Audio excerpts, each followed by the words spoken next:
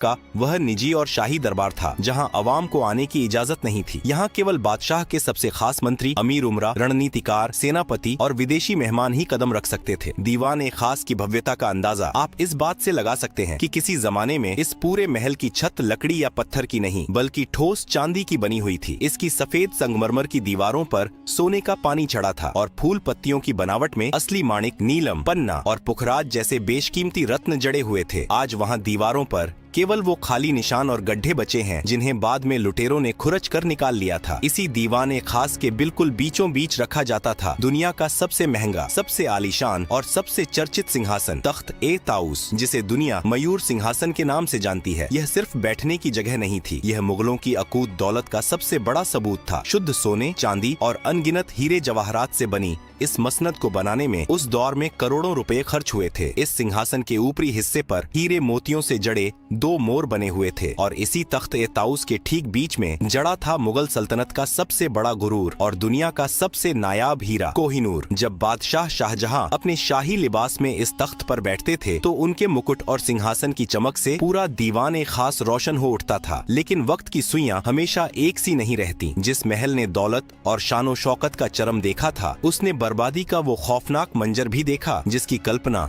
मुगलों ने ख्वाब में भी नहीं की थी। साल था 1739। ईरान का खूंखार बादशाह नादिर शाह मुगलों की कमजोरी और लाल किले की दौलत की महक सूंघता हुआ दिल्ली आ पहुंचा। उसने दिल्ली की सड़कों पर ऐसा खून खराबा मचाया कि यमुना का पानी लाल हो गया। जब नादिर शाह दीवान ए खास में दाखिल हुआ तो तख्त ए ताउस को देखकर उसकी आंखें फटी रह गईं। नादिर शाह ने दीवान ए खास को बेरहमी से लूटा और लौटते वक्त अपने साथ दुनिया का सबसे बड़ा खजाना, तख्त ए ताउस और कोहिनूर हीरा ईरान ले गया। जो तख्त मुगलों की सबसे बड़ी पहचान था, उसे ईरान ले जाकर टुकड़े टुकड़े कर दिया गया। इतिहासकार बताते हैं कि बाद में उस ऐतिहासिक मयूर सिंहासन के एक टूटे हुए निचले हिस्से को ईरान के तेहरान के एक संग्रहालय में आखिरी बार देखा गया था। दीवान ए खास की दौलत भले ही लुट गई हो, चांदी की छतें उखड़ गई हों और कोहिनूर छीन लिया गया हो, लेकिन इसकी दीवारों पर उकेरी गई कुछ लाइनें आज भी इसकी खोई हुई जन्नत की गवाही देती हैं। दीवान ए खास के मेहराबों पर फारसी भाषा में वे मशहूर पंक्तियां आज भी मौजूद हैं जिन्हें महान सूफी संत और कवि अमीर खुसरो ने कभी कश्मीर के लिए कहा था, लेकिन शाहजहां को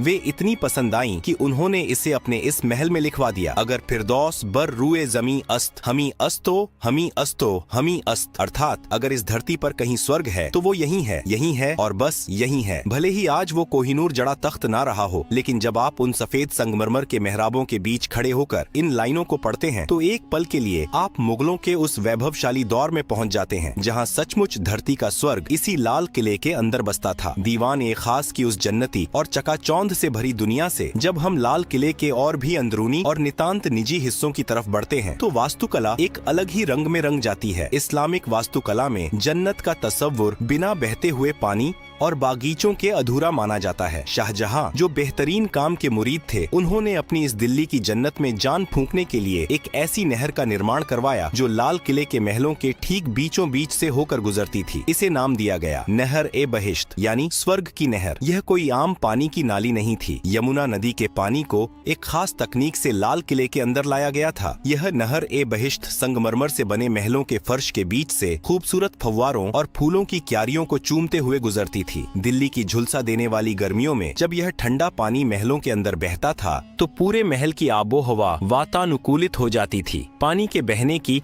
वह मधुर कलकल आवाज और फव्वारों से उठती खुशबू महलों के अंदर मानो जादू कर देती थी। नहर ए बहिश्त का पानी सबसे पहले जिस शानदार महल से होकर गुजरता था वो था मुगल हरम का सबसे रंगीन और खूबसूरत हिस्सा, रंग महल। नाम के ही अनुरूप यह रंगों का महल शाहजहां ने अपनी खास बेगमों, शहजादियों और शाही परिवार की औरतों के लिए बनवाया था। इस महल के बीचों बीच संगमरमर का एक बेहद खूबसूरत कमल के आकार का फव्वारा था जिसमें जब नहर ए बहिश्त का पानी गिरता था तो वह किसी खिले हुए फूल सा लगता था। रंग महल की छतों और दीवारों पर शीशे और बेशकीमती पत्थर इस तरह जड़े गए थे कि रात के वक्त जब यहाँ मोमबत्तियां जलाई जाती थीं, तो पूरा महल तारों भरे आसमान की तरह झिलमिला उठता था। लेकिन वक्त का सितम देखिए, जिस रंग महल में कभी मुगल शहजादियों की पायलों की झंकार गूंजती थी और इत्र की महक हवाओं में तैरती थी, 1857 के गदर के बाद जब अंग्रेजों ने लाल किले पर कब्जा किया तो उन्होंने इस नायाब महल को अपनी सेना की रसोई में तब्दील कर दिया। उन क्रूर सैनिकों ने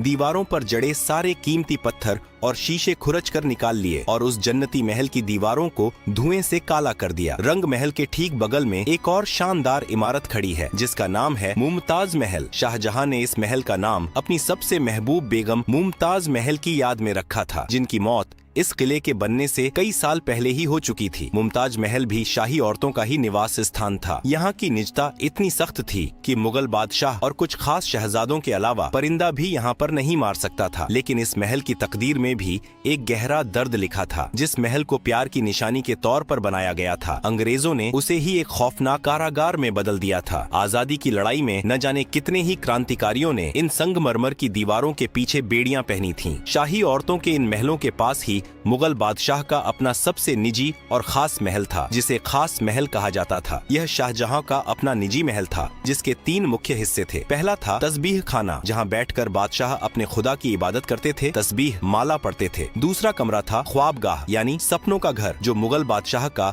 निजी शयन कक्ष था। और तीसरा हिस्सा था बड़ी बैठक, जहाँ बादशाह अपनी फुर्सत की घड़ियों में आराम फरमाते थे और अपने सबसे करीबियों के साथ वक्त बिताते थे। इमारतों की इन भूल भुलैया से निकलकर जब आप किले के उत्तरी हिस्से में जाते हैं तो वहाँ मुगलों का एक विशाल और जन्नत नशीम बागीचा हुआ करता था, जिसे हयात बख्श बाग कहा जाता था। फारसी में हयात बख्श का मतलब होता है जिंदगी देने वाला बाग। आज भले ही वहाँ सिर्फ घास के खाली मैदान बचे हैं, लेकिन एक दौर था जब यहाँ रंग बिरंगे और खुशबूदार फूलों के गलीचे बिछे रहते थे और बीच बीच में फव्वारे नाचते थे। इसी हयात बख्श बाग के दोनों सिरों पर 2 बिल्कुल एक जैसी दिखने वाली संगमरमर की इमारतें मंडप आमने सामने खड़ी हैं। लाल किले के पूरे इतिहास में इन 2 इमारतों का नाम सबसे अनोखा है। मुगल दौर में जहां हर इमारत का नाम फारसी भाषा में रखा गया था, जैसे दीवान आम, नौबत खाना, वहीं इन 2 इमारतों का नाम शुद्ध हिंदी या हिंदुस्तानी महीनों के नाम पर रखा गया, सावन और भादों। क्या आप जानते हैं कि इनका यह